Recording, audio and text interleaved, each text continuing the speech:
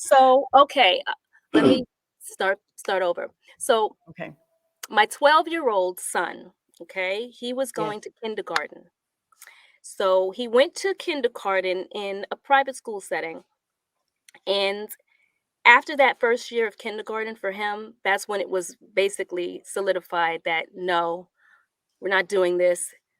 We're just gonna have to homeschool." Mhm. And that was for a number of reasons, and one of the main reasons was because I felt it was stifling his creativity. Mm.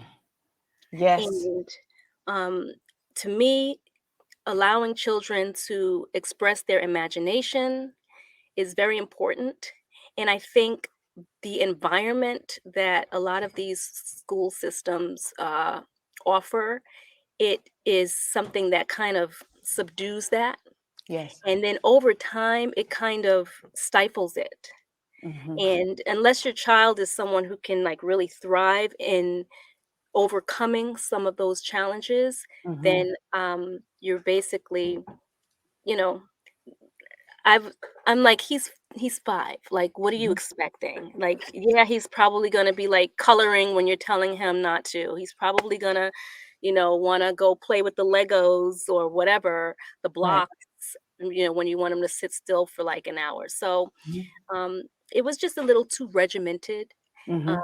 and so that's really what prompted it, and I felt that, if I found the right type of curriculum, that it would be something that we could do. And so